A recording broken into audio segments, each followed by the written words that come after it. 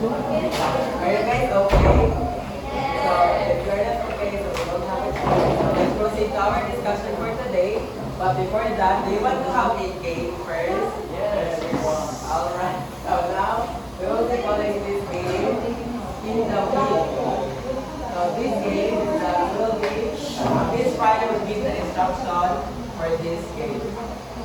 So here is the instruction. Ay, sorry Lord, sorry Lord. Ay. So each section has a fun question or a challenge related to our topic. We will call on a volunteer to come up and spin the wheel. When the wheel stops, you will read aloud the task it lands on and complete it. So are you ready? Mupili namin mga random tao. So Mr. Muki, you will choose. Okay, let's have Ate Shaiska. Ate Shaiska. Just spin the wheel.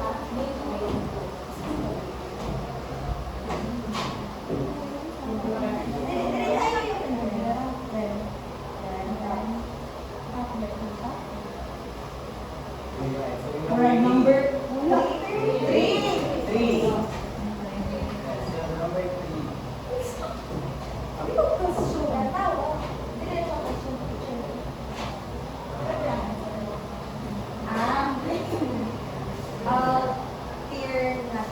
Alright. Yes, that's correct. Let's give her a round of applause. Now the next person is that we have Grace Palasabas. That we have here in the back.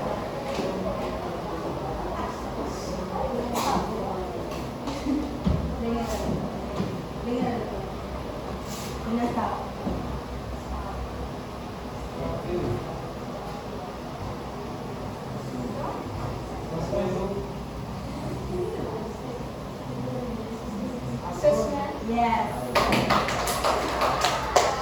And then the next one.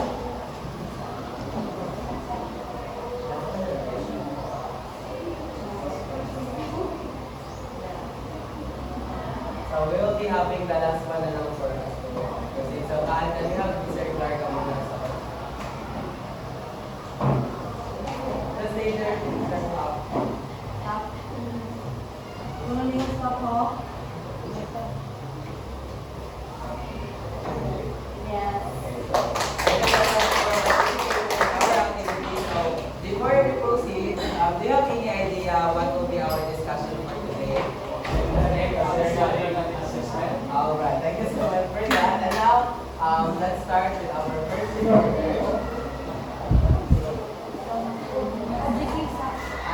Yes, all of your answers are correct. Our discussion for today is entitled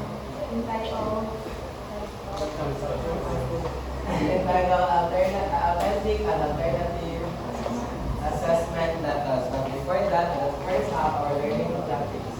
So after the discussion, students are able to define and differentiate between authentic and alternative assessment methods, including portfolio assessment, performance-based assessment, process or product-oriented, and various grading reporting system, norms, reference, and criteria reference. And also create and present comprehensive assessments to showcase their learning and mastery of content through different shaded instruction strategies and demonstrate the positive attitude towards self-assessment and feedback, viewing them as valuable tools for learning and resilience. So now, let's proceed to the main discussion. So, but before that, these are the topics that we'll be discussing for today. So first is that we'll be discussing the portfolio assessment methods, the performance and product-based process and product-oriented performance-based assessment, and the grading system of the Philippines. And now, the next slide is the portfolio assessment methods.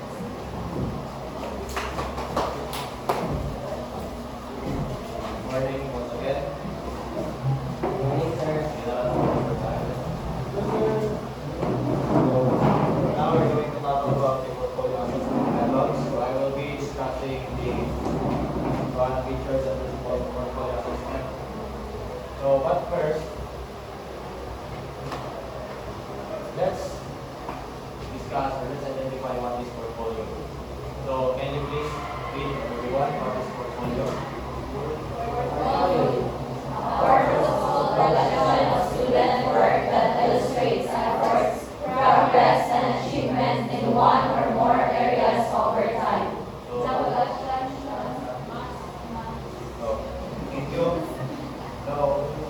portfolio, as we all know what this portfolio is, it is the collection of the students' output over a period of time or over a period or a unit. So these are the collections of their projects, their span outputs within that span of time. So the collection of portfolio must include.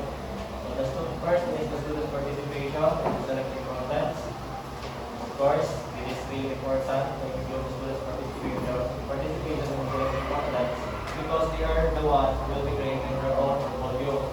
They will be the one who will decide what to put in their portfolio. So the next one is the criteria for selection. So the collection must include the criteria for selection because the criteria will be served as a guide for the students. What are the specific things or what are the specific outputs they will include in their portfolio? So criteria for judging merit and the results of students' self-reflection. As we all know that, again and again, portfolio talks about the collection of the students' outputs over a period of time. Masaktan ba ang portfolio o kakuan dapat i-include sa portfolio. Now we will proceed to the features and principles of portfolio assessment. So features of portfolio assessment. The first one is a portfolio is a form of assessment that students do together with their teachers. Of course, the involvement of teachers is really important so that the students will be guided and the students will be able to access their finished outputs which are being passed to the teachers. So the connection between them is present. The second one is a portfolio represents a selection of what the students believe are best included from among the possible collection of things related to the content being studied. So as we all know that we have created an e-portfolio before in Mr. Bandi's subject, where we are able to track down those achievements, our development as an individual, then the mga outputs and the relationships we develop over the years. So a portfolio provides samples of students' work, which shows growth over time. Yes, as we can remember, we included achievements in our portfolio. So we can see the development of our development over time. Then the criteria for selecting and assessing the portfolio process must be clear to the teacher and the students at the outset of the process. Of course, we need to have a criteria which is clearer for the students and the teachers to understand. It is clearer for the students so that they will be able to understand what is the instruction and what are the contents that they must put in their portfolio. And it is best for the teachers so that the teachers will decide or reject and evaluate their portfolio outcome. Understood? Yes. So the principles of assessment. The first one is content. So these are the things that we need to include in our portfolio. Like mga overtime outputs. Then learning. Again, these are the things that we have learned over time. And equity. The principle explains that portfolio should allow the students to demonstrate their learning style and critical intelligence. So they will be the one who decide whether how to present their gathered information or their portfolio in a creative way. So that's it for my part. Thank you.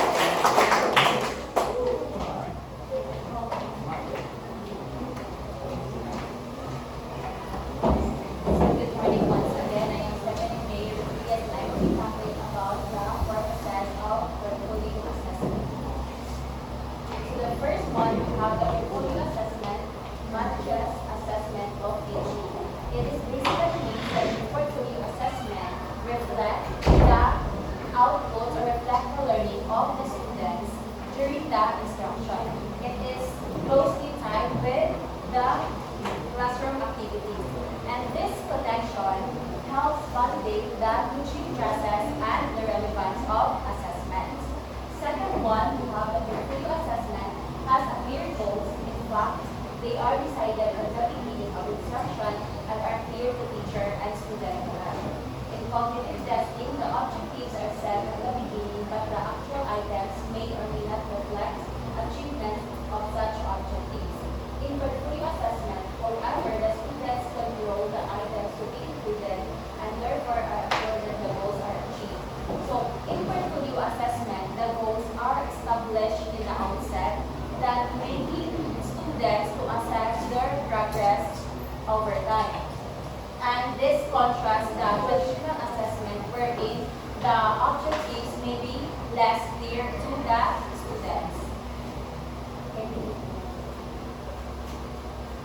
And the third one, kindly read everyone.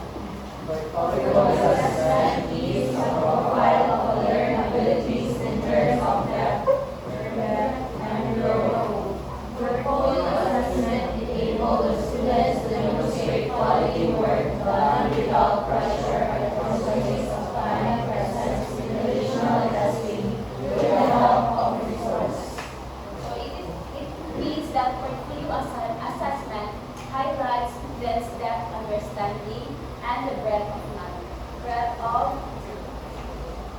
knowledge and growth. So when we breadth of knowledge means that the full span of learning within a subject, and the depth learning it means that how specific topic or lesson is focused upon. And through the portfolio assessment, students can produce the quality of work that highlighting their understanding throughout the lesson. So is it understood? Yes. And next one, we have the portfolio assessment is a tool for assessing a variety of skills such as normally testable in a single setting or traditional testing. So the portfolio can show written, oral, and graphic output of students in a variety of ways, which demonstrates skills developed by the students. So portfolio assessment caters diverse skills, or we can create our output in a different ways. Like for example, in a written or graphics and oral because portfolio assessment helps students to develop their skills in terms of creating or designing everything that reflects on their learning. And the fifth one, the portfolio assessment develops awareness of all learning students. Students have to reflect on their own progress and the quality delivered in relation to known goals. This is achieved at each stage of the progress, since the students continually refer to the set of goals and objectives set at the beginning. So it is basically means that portfolio assessment not just only knowing your progress as a learner, but also develop your awareness on your progress in terms of your progress as a learner, because you can be able to, by creating your own portfolio, you can be able to assess yourself and regarding with your progress by assessing the works that you've done throughout your learning journey. Is it understood? So, the sixth one is the portfolio assessment caters to individuals who have a very heterogeneous class. Such a flexibility is attributed to the fact that portfolio assessment is open-ended so that students can demonstrate their abilities on their own level and caters to differential learning styles and expression of their own varying strengths. So, portfolio assessment, through its open-ended nature, students can be able to express themselves in a different way, or can be able also to express their skills in a different way in terms of making their own portfolio. And they can be able to demonstrate their learning and such by making a reflection in every outputs that they included in their portfolio.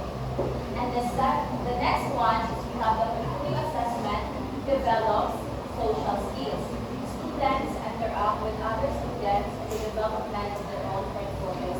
So of course, when the portfolio is assigned by groups, students can interact with their group mates, and as a result, they can be able to know how to communicate effectively with their members. And also, if the portfolio is assigned individually, we can also communicate to our classmates in terms of what are the things that we are confused for in doing our portfolio. And that is very essential in the personal progress as a learner. And next one, we have the portfolio assessment develops independent and active learners. Students must select and justify portfolio choices, monitor progress, and set learning goals. Traditional testing cannot achieve this educational objective no matter how skillfully movements are constructed. So portfolio assessment also develops independent learning in a way that students has the agency in selecting their portfolio outputs or items that must be included in their portfolio, which contrasts the traditional testing, because in traditional assessment, we cannot deny the fact that some of our classmates is always dependent on their classmates also or their friends. But in terms of making our own portfolio, we are not dependent on them because this is our own work and we need to be much honest in making this one.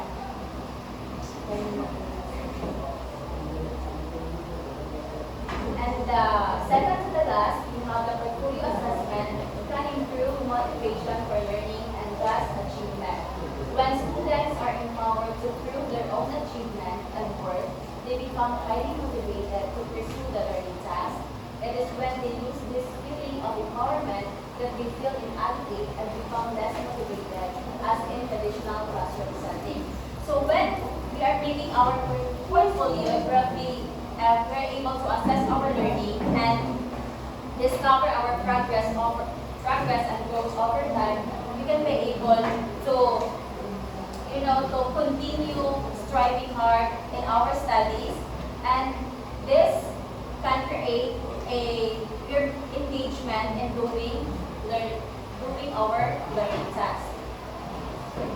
And the last one, the portfolio assessment provides opportunity for student-teacher dialogue. So it is basically means that portfolio assessment promotes connection or meaningful conversation between the teacher and the students. And it also helps in more personalized grading that traditional assessment doesn't have or may overlook.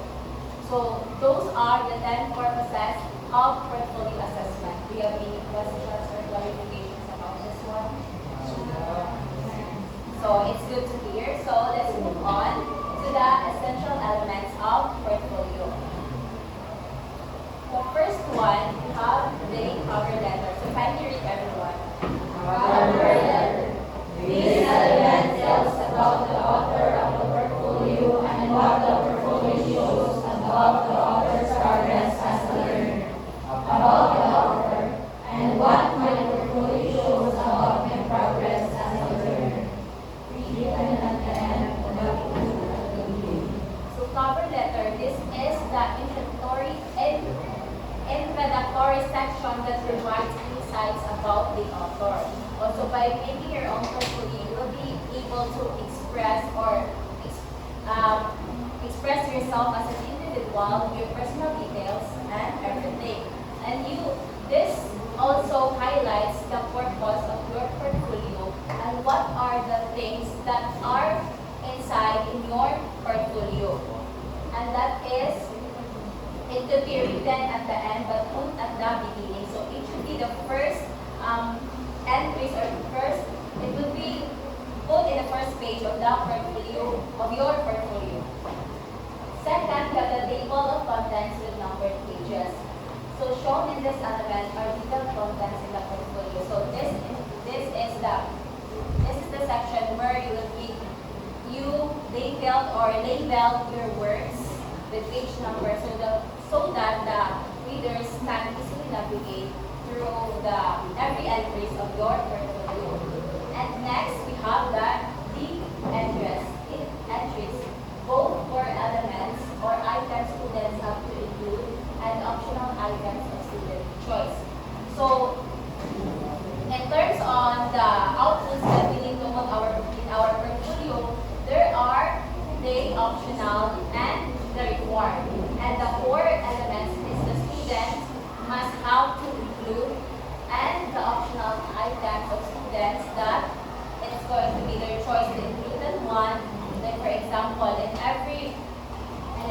outputs, they need to put a reflection on that, and creating their portfolio, they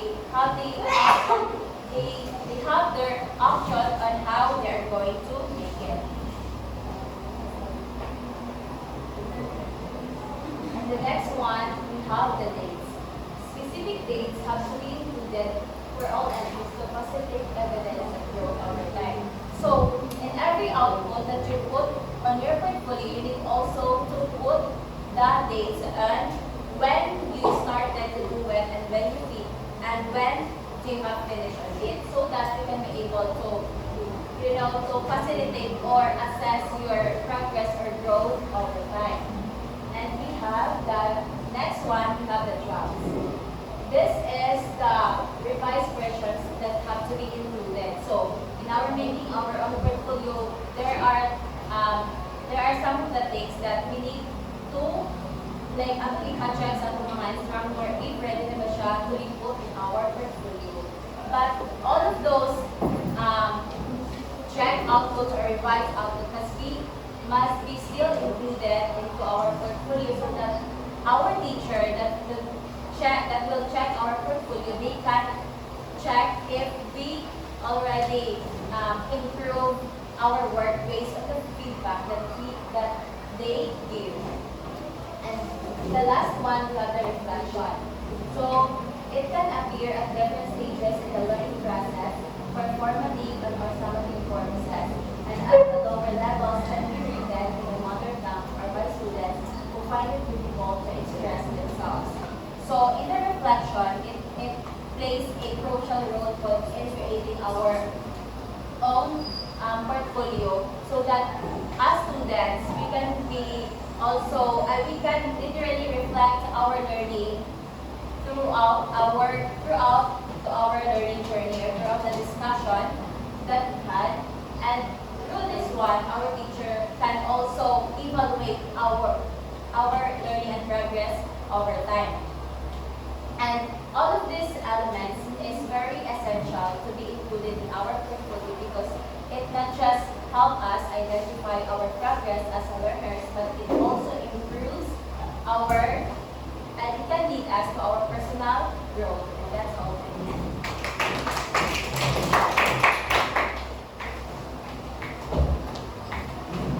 Good morning, everyone. My name is Nivalar Walalan, and I am going to talk about the stages in implementing portfolio assessment.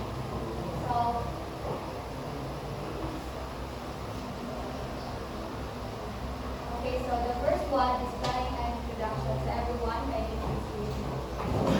Planning and introduction. Define learning goals, set appropriate portfolio assessment methods, and introduce the process to students and stakeholders. So may I ask Ken Palwar for your insight or idea about planning and introduction to portfolio assessment?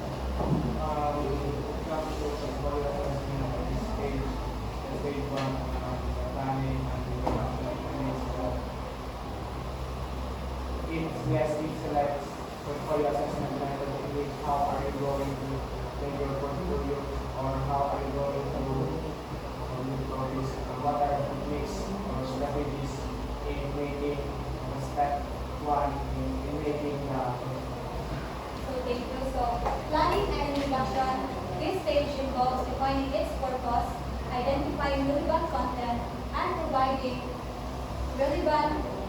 and providing guidance to its structures and presentation. So just like for example, in a high school English class, the teachers should focus on the writing skills of the students throughout the year. So the portfolio assessment could include the collection of essays, research papers, and creative writing, entries, reflective journals, and the portfolio criteria could explain how the portfolio provide a holistic view to the students and how it can be used to demonstrate growth and improvement. So the second one is the content and guidance. So specify portfolio content and provide clear guidelines for organization, formatting, and presentation. So this stage involves specifying the portfolio content, providing presentation of the guidelines, and finally evaluating the complete portfolio. So, clear guidelines should outline what to include, how to present it, and how it will be assessed. So, just like for example, in the first stage, wherein the portfolio could focus on the collection of writing skills of the students, wherein the collection of essays, writing journals. So, the writing samples could include mga collection of essays. Then, in here, in the confidence guidelines, the students should include the portfolio, the reflection of their essays, wherein what are the challenges they've been through during the portfolio assessment, and what are the lessons they have learned. So, are we clear about the content and guidelines? Yes. Are we clear? Yes. Okay, so the third one is the development and feedback. So, guide portfolio development through feedback, self-reflection, and conference. So, this stage is very crucial for effective portfolio assessment, as it when the teacher provides setting focus on setting up their goals and providing constructive feedback to the students.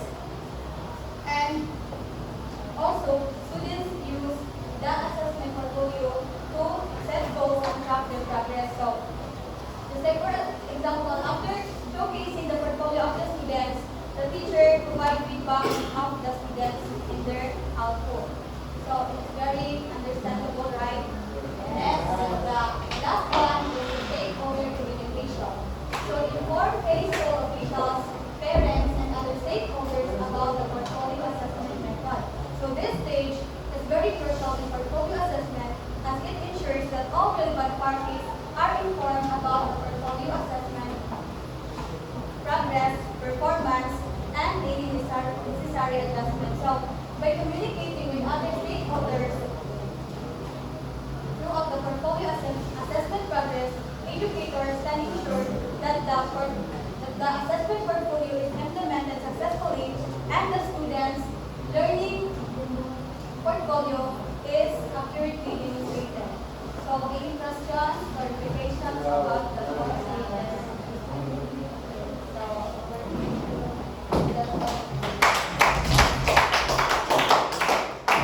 Good morning, everyone.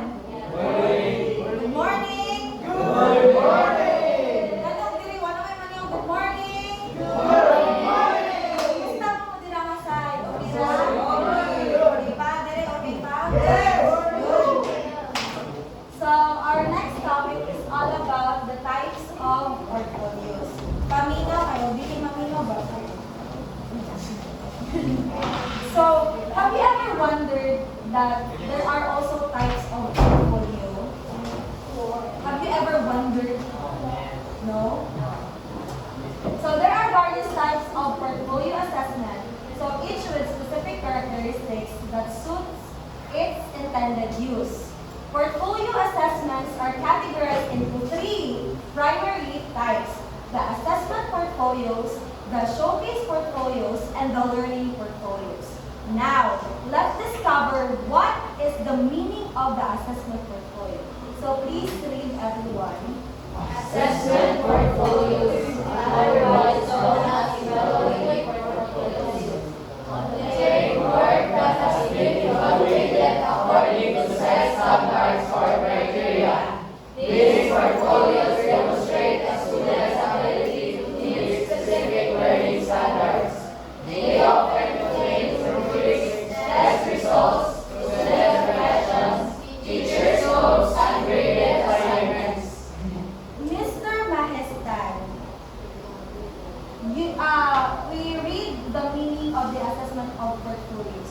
In your own opinion, what is your understanding about this? For me, assessment portfolios focuses on assessing what the students learned as stated that this kind of portfolios demonstrate ability in a specific standard. So it is somehow assessing the students of their current learning or what they should improve over time. Yes, Mr. Bako, do you agree with the opinion of Mr. Maristan. Okay, so that's right. An assessment portfolio is used to assess the learning of the students through the test results, the students' reflection, and the teacher's notes, and it is also graded, and the graded also assignment. So these are the section and the content. So first, in making the assessment portfolio, we need to have first the cover page. Of course, we need to have the student's name in order for us to know teachers who or kakinsa na nga portfolio. So we have this course. What is the course? Yeah. The instructor, Dr. Smith, and the date, of course, and the portfolio title. Next is the table of contents. We cannot deny the fact that the table of the contents is the very important part, also the very important part of the assessment portfolio. Because in this, the table of contents, we can see, yes, we can easily makita na ito tayo ang content sa usa ka portfolio. So we have the introduction, your words, the final reflection, and of course, the feedbacks and the rubrics. Next is the introduction. Of course, we need to construct an introduction. So this portfolio shows my learning and progress in environmental science, and so on and so forth. Next is the work sample. The first work that you will present, for example, the lab report on the water quality, the description, the reflection, and of course the teachers. So every work that you have shown in a portfolio, the teacher must have the feedback and the reflection, the description, and the rubric score for us to know where are the parts that are needed to be more improved, such as there is a teacher's feedback. In that teachers, we need to have feedback for the students to know where are the parts that they needed to excel or to improve. So next is the final reflection. So this final reflection is also important when it comes to creating the assessment portfolio, because we can reflect on how or the students understand this specific portfolio in the overall view. Next is the teacher's feedback, the overall feedback of the teacher. Dili na discuss sa teacher if kung unsa jud ang overall improvement, overall feedback, the overall feedback that needed to be improved for the student. So next is okay, nasabtan, right? Yes. Okay, very good. Good to hear. Next is the showcase portfolios. A showcase portfolio represents the best work of a student. Excuse me po. Unlike the assessment portfolio, the showcase portfolio allows the student to select their most outstanding work, hence demonstrating their highest level of learning and achievement. It can contain final drafts of assignment, projects, or any piece of work that the student is particularly proud of.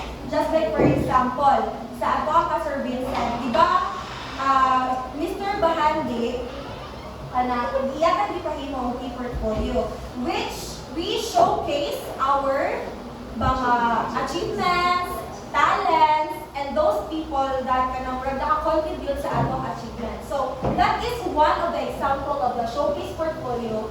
Kay, dili man nato ma-showcase ang mga works na kanang pinaka the best of the best among the work nato. So, sabot-sabot na siya, guys. Yes. Okay. Ako sa lantaw. So next is the learning portfolios. Learning portfolio, also known as a process portfolios, document the learning processes of the student. Unlike the other types of portfolios which emphasizes on the final product, the learning portfolio focuses on the learning journey and the progress. This may include the drafts, revision, revision, mistakes, feedback, and reflection, indicating how the students has overcome difficulties and improved over time. So you are wondering what are the difference between the assessment portfolio and the learning portfolio. So according to my research here, an assessment portfolio is like a report card made from your best finished work to show what you can do. While a learning portfolio is like a diary that tracks your progress, showing how you got better and what you learned along the way. So, learning portfolio is most likely tracking your progress step by step from your drafts or from your mistakes or from a revision or from your works. So, just like here. For example, this is the example of a learning portfolio. So first, we have the name, the course, the date, the portfolio title, and the introduction itself. So, it is also pare-pareho na gihapon ang assessment portfolio, but the content itself and the characteristics is not the same. So today, the first draft is essay on the field of a mockingbird. The first attempt is analyzing the theme of justice, teachers' feedback, good ideas. Murag somehow, ang learning portfolio is the type of portfolio that kanang i-assess imong learning progress if kung, for example, the first draft, you created this one poem. And then the second draft is you created you revised this essay type. So, murag dito sa unang part, in here, in the first part, the first attempt is gahimo ka. And then, the teacher will have this check and he or she will hanap og feedback that you must be dapat i-clear siya, dapat i-better, you need to have a better structure or work on a variety sentences, just like here in an example. So next is the final essay, the polished or the final version with improved sentence and clear arguments. So, diri na jud na polish or diri na naisakto tanan ang imuhang work sa imuhang portfolio. So, of course, without reflection, dili na siya magiging portfolio. So, we all have this reflection on learning. And then, lastly, the notes, which is the teacher, which is the naadiri ang includes in imuhang draft, the feedback and the improvements that are needed and the focuses on the learning and growth. So not just a final result and showcase active learning process.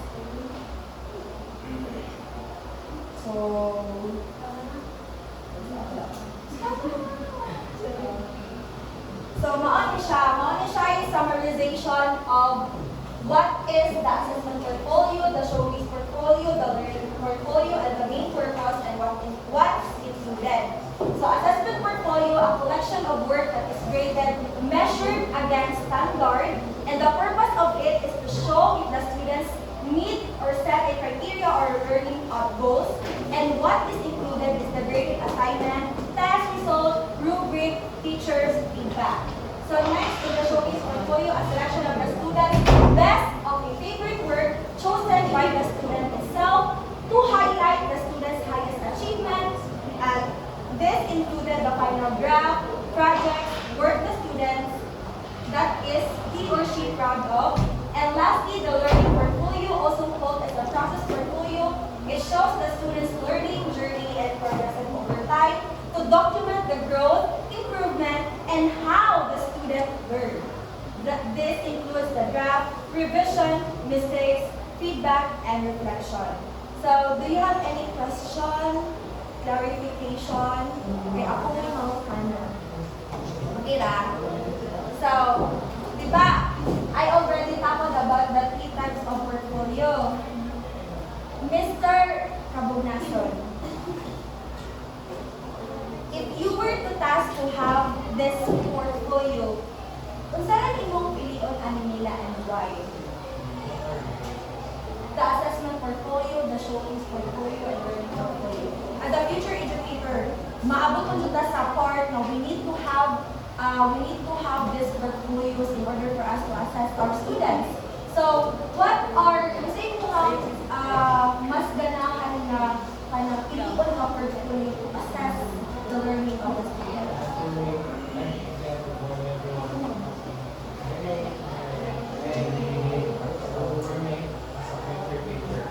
While it was evident that in the pursuit of a productive learning for our students, we need to foster the so-called lifelong learning. So I choose learning portfolio wherein it not only revolves around learning inside the school, but they can also evaluate themselves by the time they graduate. They also evaluate their own learning, the improvement for themselves, their individual progress, that will be able to use it to navigate the complexities.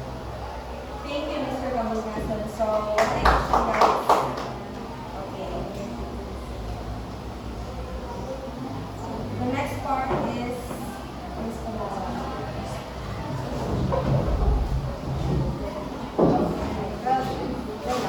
So, good morning everyone. Yes, Ms. Bangko. So, I'm Antibo Maria Punala, and we are now in assessing the Disability Portfolio Assessment.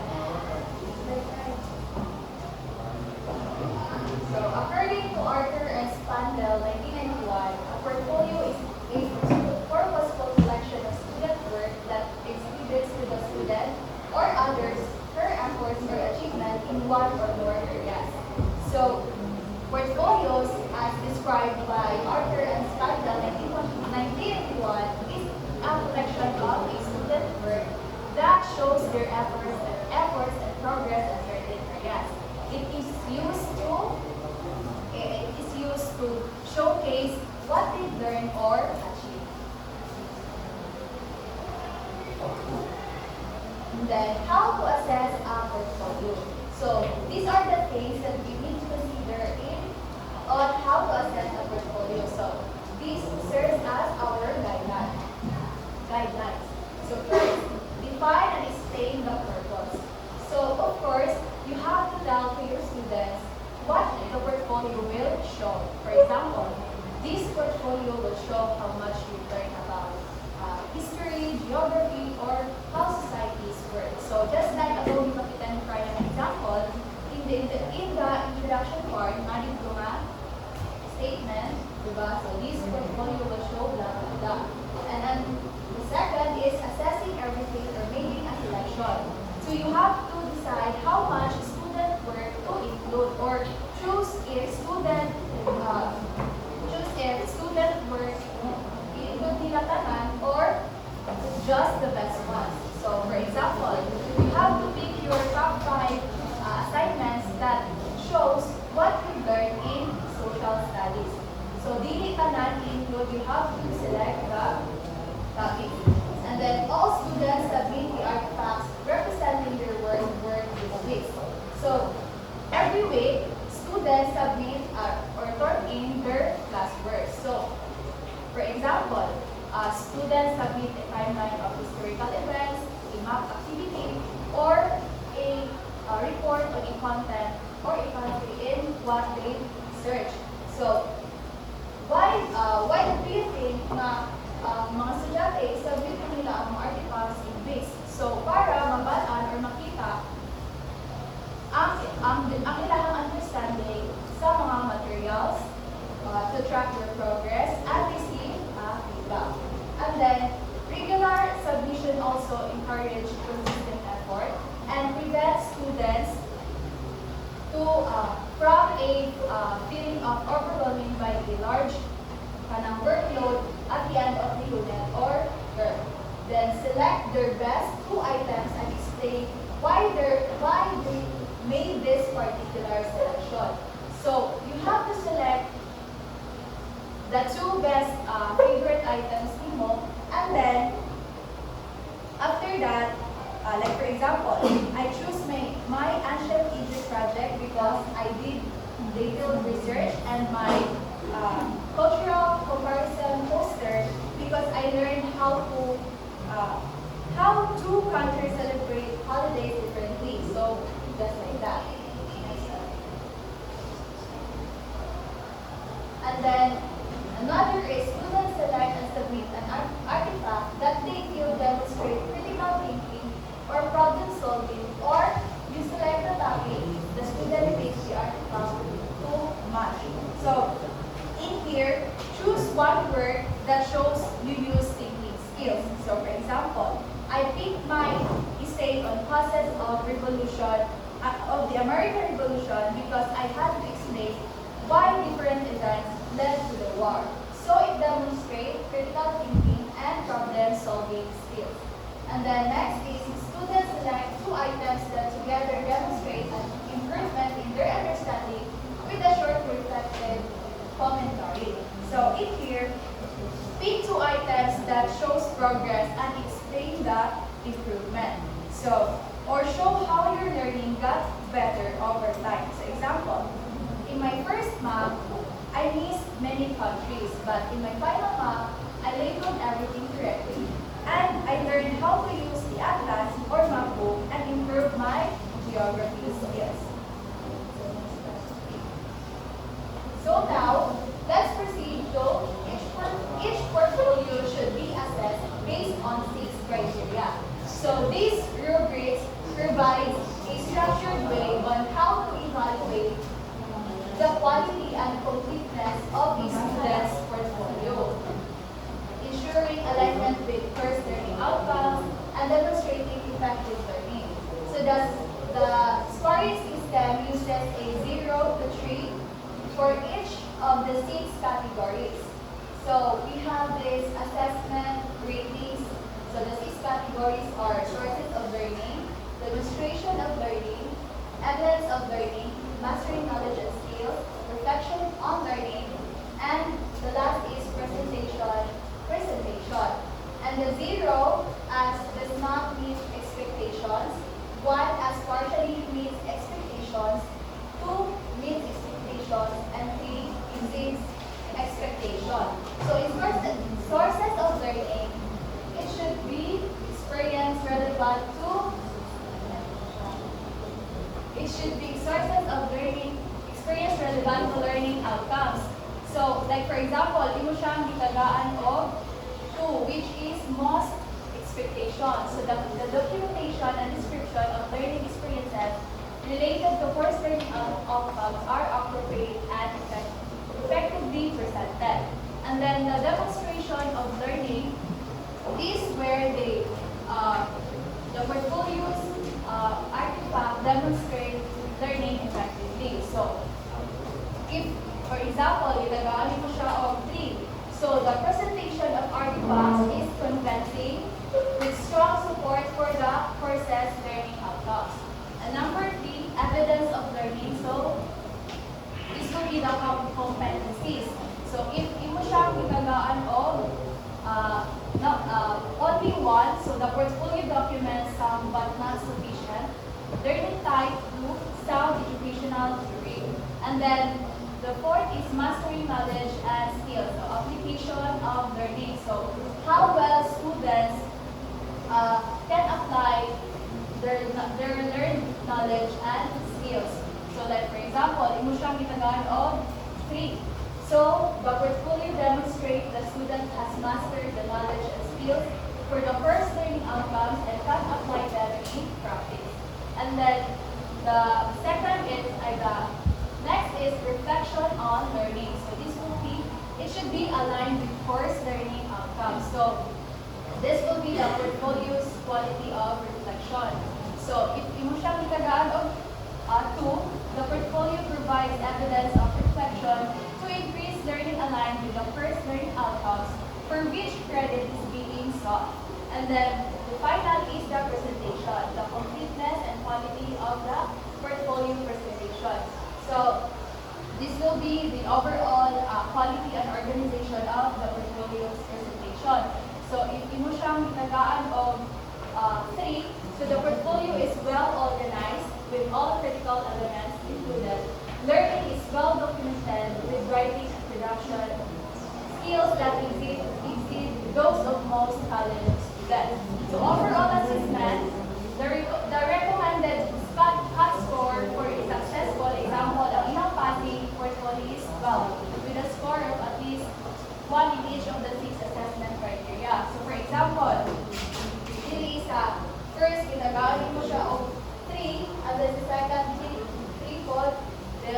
sa evidence of learning 3, then sa mastering knowledge and skills is 3, then 0 pa siya din nakita sa reflection of learning and presentation 0. So 3, 6, 9, 12. So it means pasara to dapat.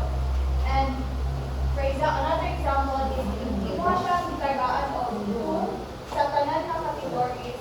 So 12 ang iyahang total, so pasara dapat siya. Pero if 3 na siya tanan imong ihatag niya, so much better kahit 18 na yung points, it means na kung ano siya, mas nakapasa rin. So, sige. So now, let's proceed to the implications of portfolios and sub-elements of social sciences. So, sige, mga tanong ako. What do you think is the implications of portfolios and sub-elements of social sciences? Sige, Denise. What do you think is the implications of some portfolios or some elements of social sciences? I don't get the context of the implication of that context, or I'll try to share. I think the implications of portfolios on some elements of social studies. Elements of social studies ay mga branches. Sige. Implication. So, using portfolios on some elements of social studies are important because, as we all know, social studies is a very broad field ba. So you can use portfolios on that to understand if your students are really giving importance to what you are discussing.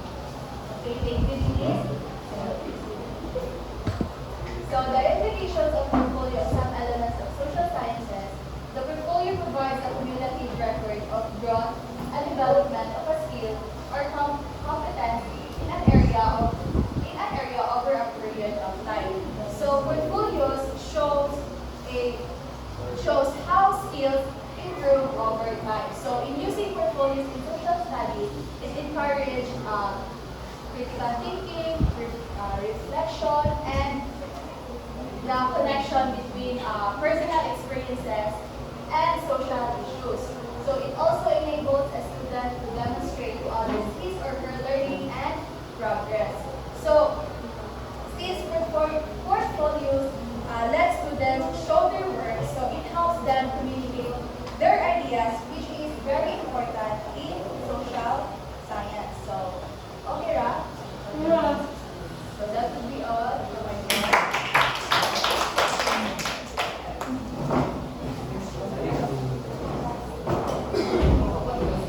Once again, good morning. Well, that's what it is. Now, a while ago, we discussed about the portfolio, right? Now, this is the process and the product-oriented performance-based assessment. So this is more likely on the performance and the product of the students. So first, we have subtopics of rubrics and example rubrics, and the other will be from these. And first is we have the performance-based assessment. So it is a measure of assessment based on authentic tasks such as activities, exercises, or problems that require students to show what they can do. So we already encountered this one in our studies, in our high school days, and also here in college, right? Now, first is we have the process-oriented performance-based assessment. Can you please repeat? This is the actual task performance rather than the output or product. That's exactly. This is more focusing on the performance of the students. And the such as activities, like for example, you are incorporating the activity of the students, such as dramatization or any other activities that is related to the performance of the students. Next slide. Now we have the learning competencies. The learning objective is a process-oriented performance-based assessments are stated direct observable behaviors of the students. Competencies are defined as groups or clusters, skills, abilities, and particular tasks. So when we have we conduct a performance of our students, so this is directly observed by the behaviors of them. And for the teachers also pinpoint what are those performance that the students are given that particular lessons or activities in that Okay. Next. So example, you are conducting Recite Poem by Edgar Allan Poe and called The Raven. The objectives here is that the activity aims to enable the students to recite a poem titled that. And specifically, you are able to recite, use appropriate hand-body gestures in delivering the piece, maintain eye contact, create the ambience, and pronounce the words clearly. So next. So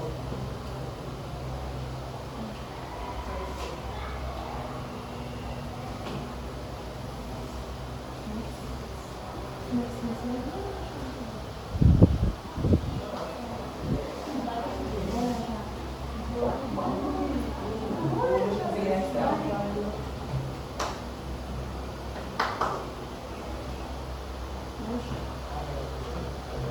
So a while ago, with Naiko and malfunctions on PowerPoint, sorry, good. So a while ago, we discussed the performance-based. Now the other one will be the product-based assessment, performance assessment. So this is, opposite to the performance. This is more on the product. Like for example, you are creating or you are conducting for your students, future students. For example, we have the cube or cubic prism. You are, basta you're letting the students to create a product. This is more specifically focused on the product of the students that they are created. And basically, this also have a rubrics. So next.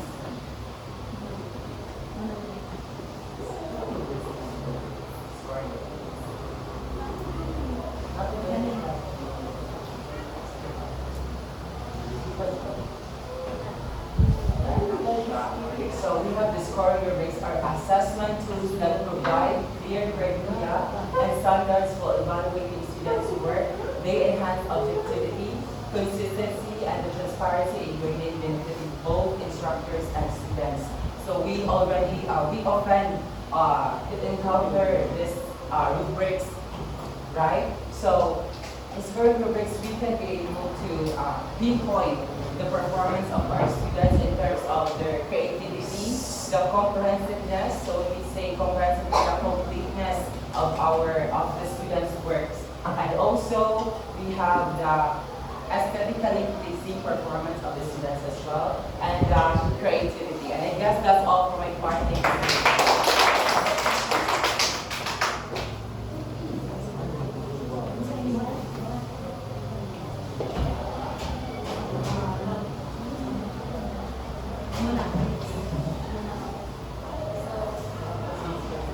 Good morning, everyone.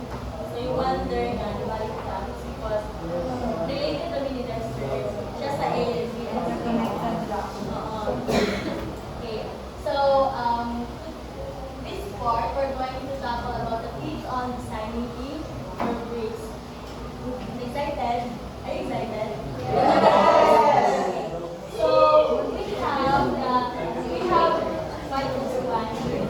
Okay, so we have 5 tips on designing a rubric. So, number 1, we have the clearly defined learning objectives. Okay, so align rubric criteria with a specific learning outcome. So, in a specific objective, so in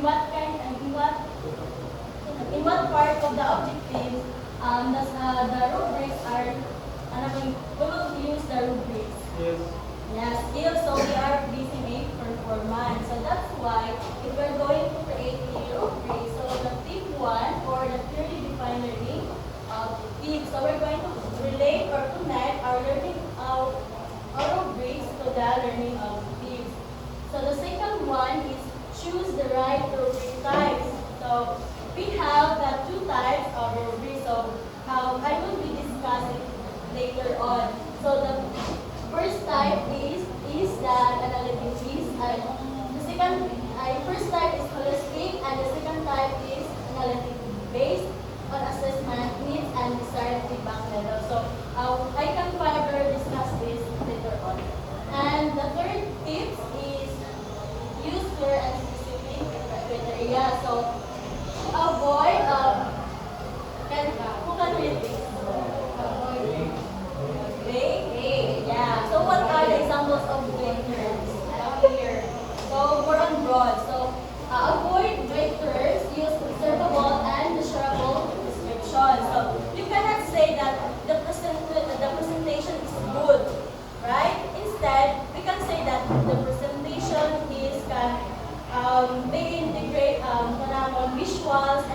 and convey messages, or they use or they have the relevant example. So, muna siya. So, the big terms is the good, like the performance is good, the performance is interesting. Why? So, the questionable.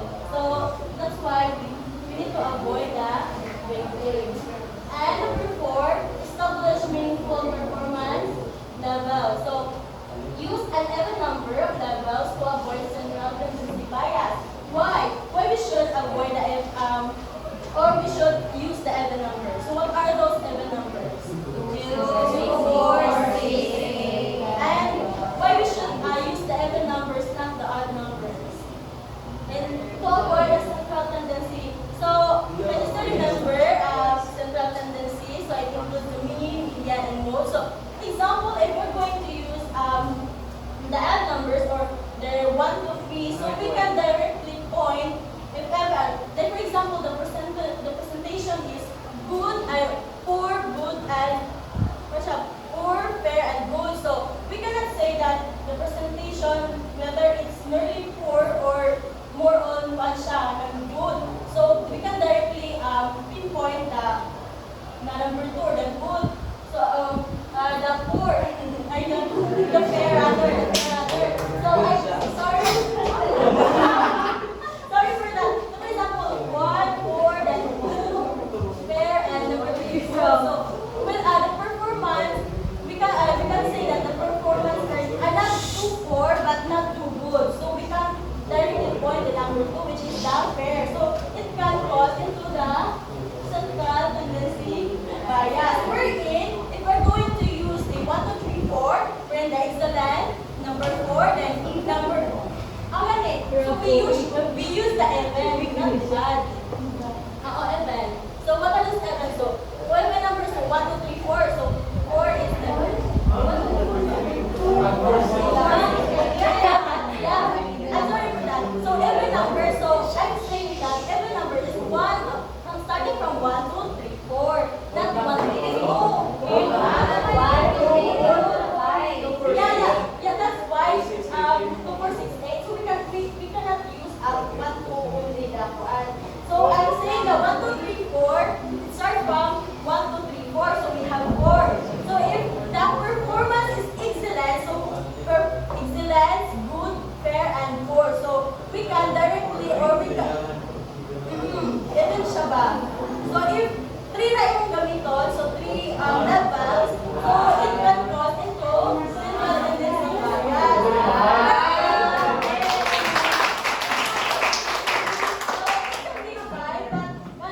I think 3 pa na siya more on confusion. Thank you, Mama Ina. 4 or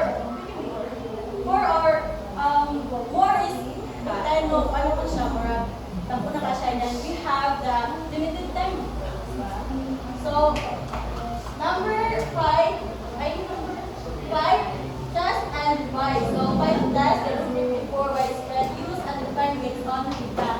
So, we as a future teacher, especially for us, we're tonight we're creating a rubrics for presentation, and tomorrow will be the conduct and approve the presentation, right? So, it is important to remember that test and revise. So we have the trial part of the rubrics. If it is effective, okay, proceed. But if it is not, so we need to revise some parts of the rubrics. So, Kira, confused? I confused. No. Okay, so rubrics or the scoring rubrics. Okay, so since now written in the student has, so I'm going to read this. Scoring rubrics are assessment tools that provide criteria and standards for evaluating students' work. They enhance first objectivity, consistency, and transparency in grading, benefiting both instructor and students. Why both instructor and students? So, for us instructors or future educators, it is beneficial to use these scoring rubrics for us to know the strengths and weaknesses of our students. And the students also can evaluate themselves, right? If they are very agree or not? Okay, so we have the two types of scoring rubrics. So the first one is the holistic rubric. So here we have Mr. Canalo to please read and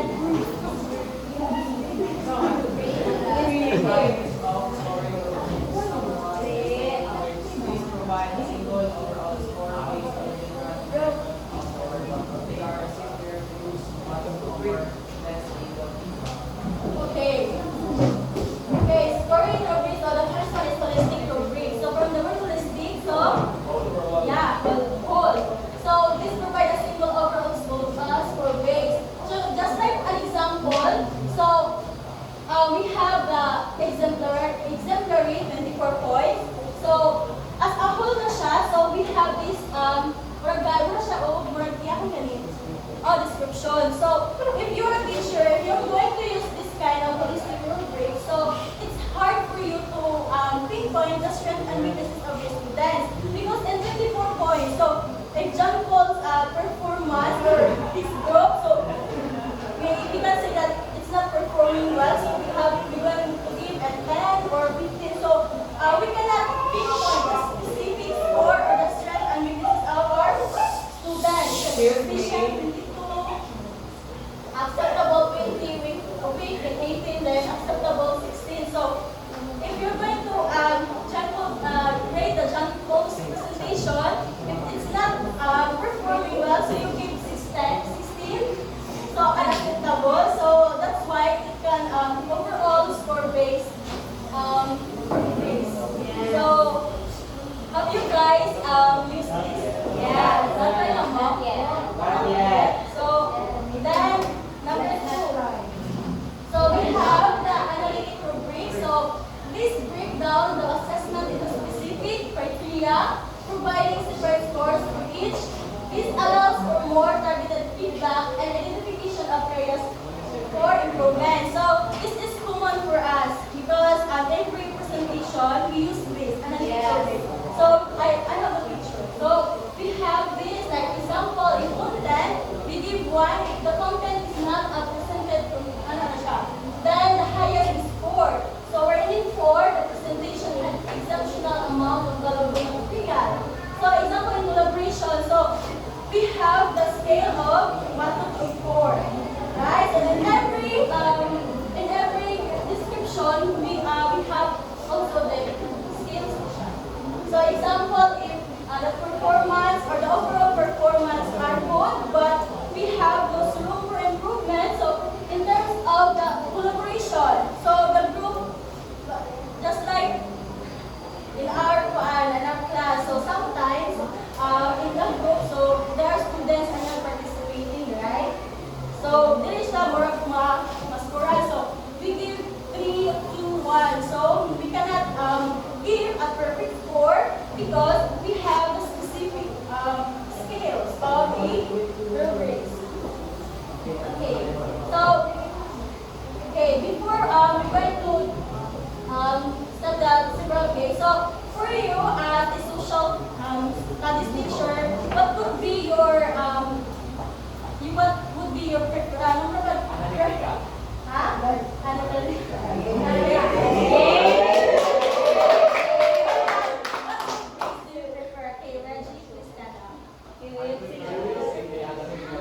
Alright, because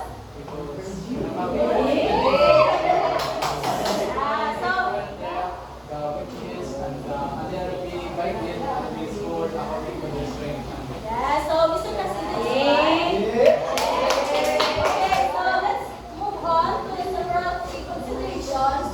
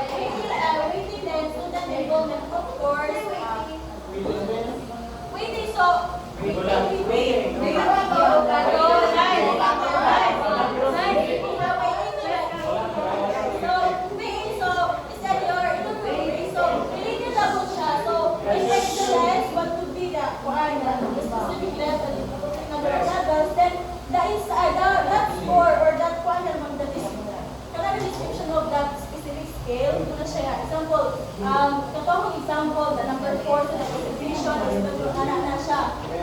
Okay, so of course we should involve the students in our rubrics. Okay. Then the purpose of rubrics, first we have the grading, of course.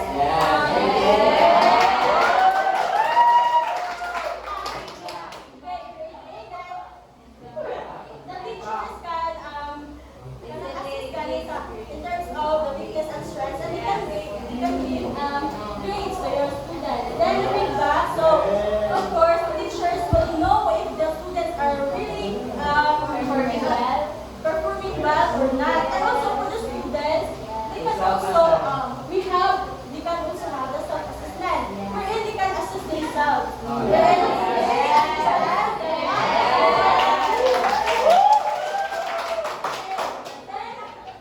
Assessment. So this is common for us because we use rubrics. Then the other group will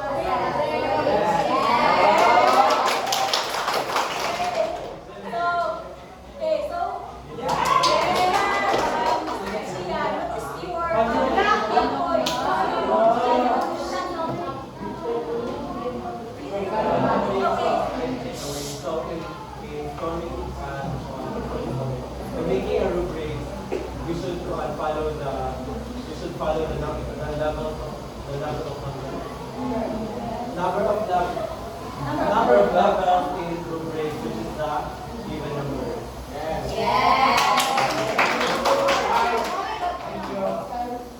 So that's all for me.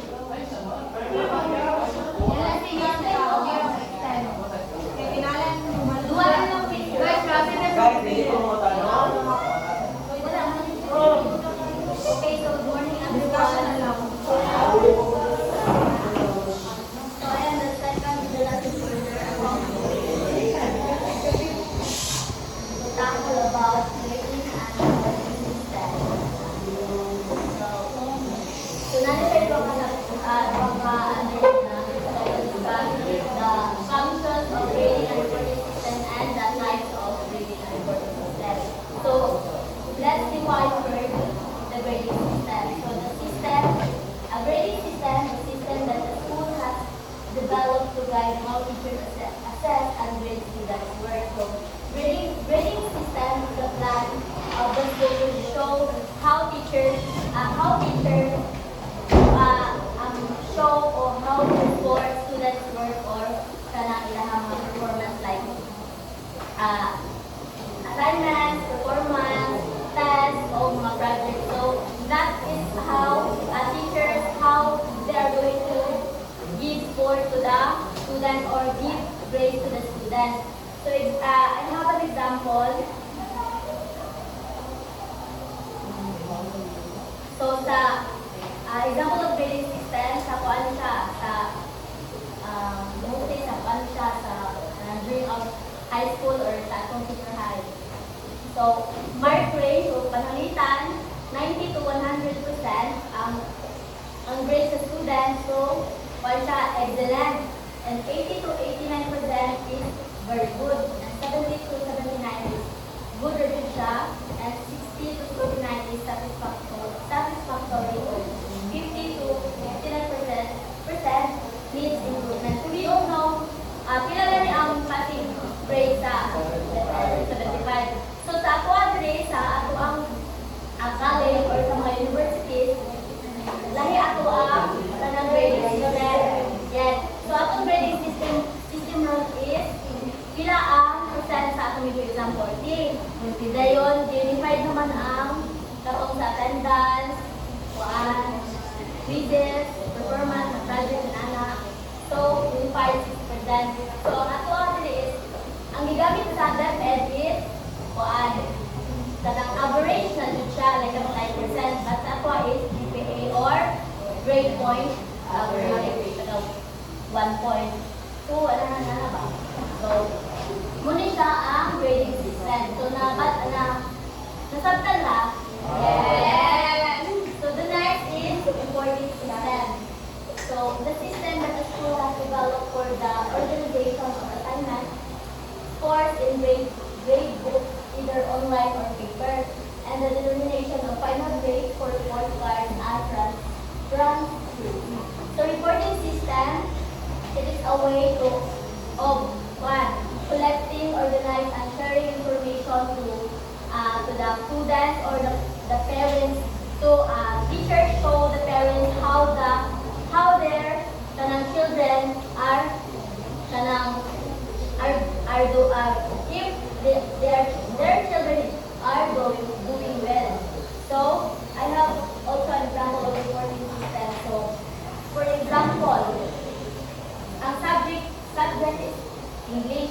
So, ang remarks is show. So, of course, if that certain student or asa sila maayo, so gibutangan sila ang remarks ba in one ba sa strong ba sa dia or like kan ba, dili ba siya maayo ang subject. So, like palitan sa English, Math, Science, Social Studies, or aral pa rin po ng OPA. So, gibutangan sila or they report to parents o asa ilang mga anak maayos sa subject, maayo ba siya sa math, best in science, best in Filipino, and so nasabtan na ang reporting system. Yes. So let's proceed to functions of grading and reporting system. So first is enhancing student learning. By providing feedback, grading and reporting systems can help students understand their strengths and weaknesses, clarifying learning objectives and motivating them to improve. So it helps students learn better. So it's stated there that it motivates them to learn better, and students identify like where they are lacking at or where are the things that they need to improve. So the next one is communicating achievements. So reports convey achievement progress to families, institutions, and employers, enabling them to understand and support students. So as what I have said earlier sa report system, so they share students' progress to the students, like or parents. So muna siya. Next one. Then the next is supporting administrative and guidance purposes. So grading systems are used to make decisions regarding promotion, graduation, honors, and eligibility, as well as providing information for educational, vocational, and personal counseling. So,